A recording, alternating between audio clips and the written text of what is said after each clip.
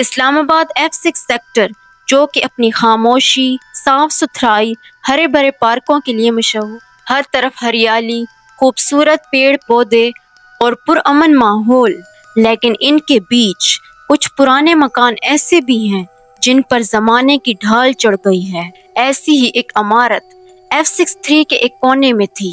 اس کے آس پاس کا ماحول بہت پرسکون تھا، لیکن رات کو وہاں سے گزرتے ہوئے لوگ عجیب سی بے چینی محسوس کرتے تھے۔ کہتے تھے کہ اس مکان کی کھڑکیوں سے کبھی کبھی رات کو روشنی جھلکتی ہے، جبکہ وہ کئی عرصے سے خالی پڑا ہے، وہاں کوئی نہیں رہتا تھا۔ سعد لاہور سے اپنی تعلیم مکمل کر کے اسلام آباد اپنی نئی جاب کے لیے آیا تھا۔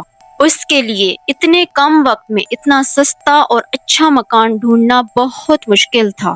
آخر کار اس نے دوست کے کہنے پر F63 کی اسی پرانی عمارت کے ایک چھوٹے سے فلیٹ کو دیکھنے کا فیصلہ کیا۔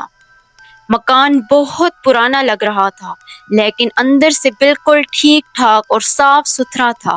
چنائی ہوئی دیواریں، لکڑی کی کھڑکیاں اور بیٹھک خانے میں ایک پرانا سا گرامو فون اس کی دیوار کا حصہ تھا۔ مالک نے بہت کم کرایہ مانگا۔ سعد کو تھوڑی حیرانی ہوئی، لیکن اس نے سوچا کہ شاید مالک جلدی بٹھانا چاہتا ہے۔ اس نے موقع پکڑا اور ترنت ہاں کر دی۔ پہلے ہفتے سب کچھ نارمل تھا۔ سعد آفس جاتا، واپس آتا، کھانا پکاتا اور اپنے چھوٹے موٹے کام ختم کر کے سو جاتا۔ پھر ایک دن رات کو نیند میں اس نے کوئی آواز سنی، کوئی آہستہ سے گا رہا تھا، کوئی پرانا سا گیت، چھپکے چھپکے رات دن۔ اس نے سوچا شاید پڑوسی کا ٹی وی چل رہا ہوگا، لیکن آواز بالکل قریب سے آ رہی تھی، جیسے اس کے کمرے سے آ رہی ہو۔ اس نے لائٹ جلائی، کوئی نہیں تھا، آواز بھی رک گئی۔ اگلے دن صبح اس نے بیٹھک خانے جا کر دیکھا تو وہی پرانا گرامو فون بالکل صاف تھا، جیسے کسی نے اس پر ہلکا سا پوچھا لگا کر اس کو صاف کیا ہو۔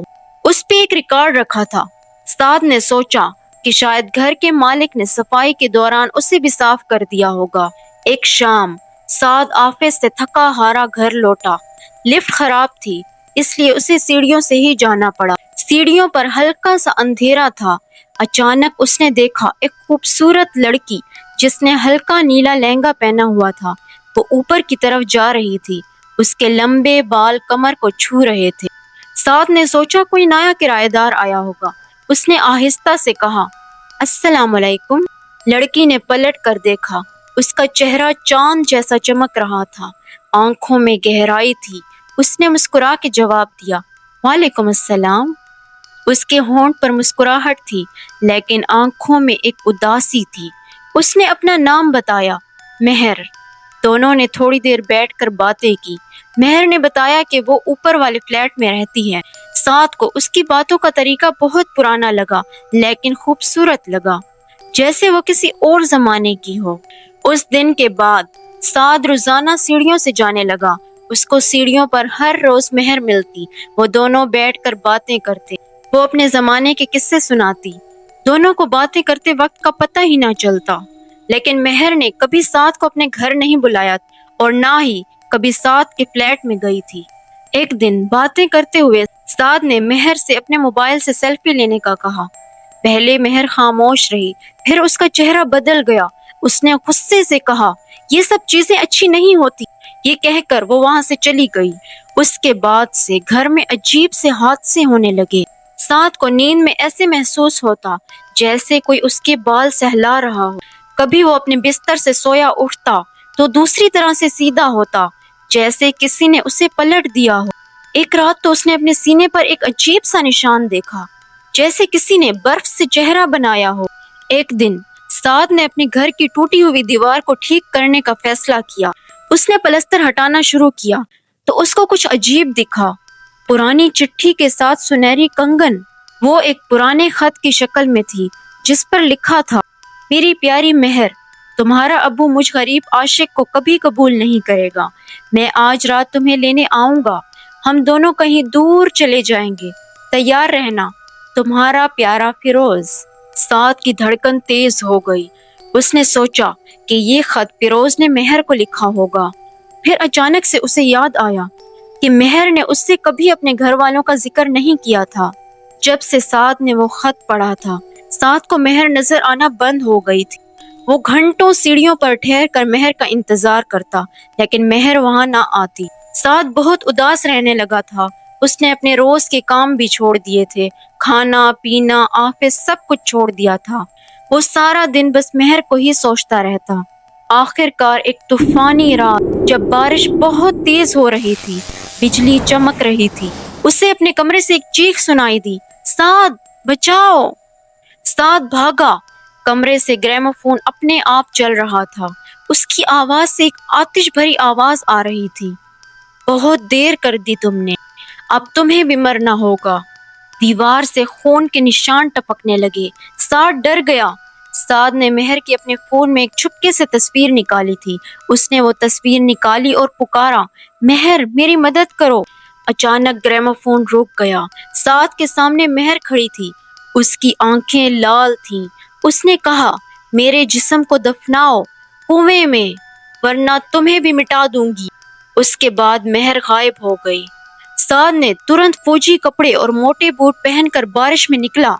عمارت کے پیچھے ایک پرانا پتھر سے ڈھکا ہوا کنواں تھا۔ لوگ کہتے تھے کہ کبھی وہ جانوروں کے پانی کے لیے استعمال ہوتا تھا۔ سعد نے جلدی سے آس پاس کے پتھر ہٹانا شروع کیے۔ بارش تیز ہوئی، آندھی طوفان، بجلی چمکی، لیکن سعد ڈرا نہیں۔ اس نے اپنا حوصلہ نہیں ہارا۔ آخر کار اس نے کنویں کا منہ کھول دیا۔ اندھیرے کنویں میں اس نے صدیوں پرانی خوشبو سونگھی۔ اس نے اپنے موبائل کی ٹارچ جلائی، اندر دیکھا تو اسے دو انسانی ڈھانچے نظر آئے جو ایک دوسرے سے لپٹے ہوئے تھے۔ ایک ڈھانچے کے ہاتھ میں چھوٹا سا خط تھا اور دوسرے کے گلے میں وہی سنہری کنگن جو سعد نے اسی دیوار سے نکالے تھے۔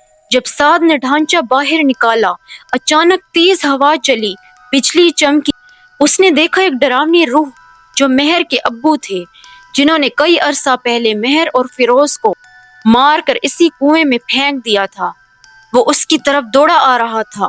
سعد نے ایک لاٹھی اٹھائی اور روح سے لڑنے کے لیے تیار ہو گئے، لیکن اس سے پہلے کہ وہ ڈراؤنی روح سعد کے قریب آتی، دو اور روحیں جو مہر اور فیروز کی تھیں آئیں اور اس ڈراؤنی روح کو اپنے ساتھ کھینچ کر لے گئیں۔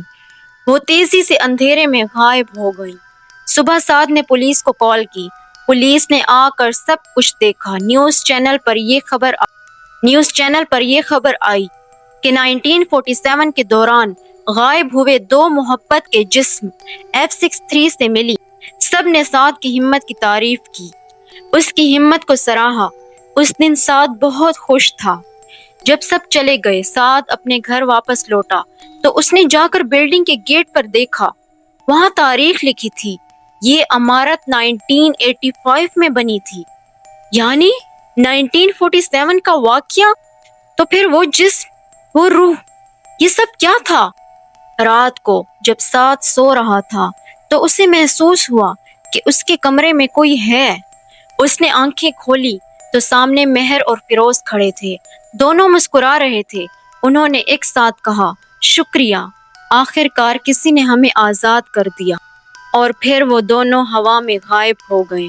سعد نے دیکھا کہ اس کی سائیڈ ٹیبل پر دو کنگن اور ایک پرانی تصویر رکھی تھی۔ تصویر میں مہر اور فیروز خوش ہو کر مسکرا رہے تھے۔ اور آج بھی سعد اسی فلیٹ میں رہتا ہے۔ اسے اب کوئی پریشانی نہیں ہوتی۔ لوگ کہتے ہیں کہ وہ عمارت اب پوری طرح پرامن ہے، لیکن کبھی کبھی رات کو وہاں سے گزرتے ہوئے لوگ آوازیں سنتے ہیں، چھپکے چھپکے رات دن، جیسے کوئی گرامو فون بجا رہا۔ کیا آپ بتا سکتے ہیں کہ آخری سین میں گرامو فون کے گانا سنائی دینے کا مطلب کیا تھا؟ کیا مہر اور فیروز کی روح اب بھی وہاں ہے یا وہ خوش ہو کر چلی گئی؟ کمنٹ میں اپنی رائے ضرور دیجیے گا۔ تب تک کے لیے اللہ حافظ۔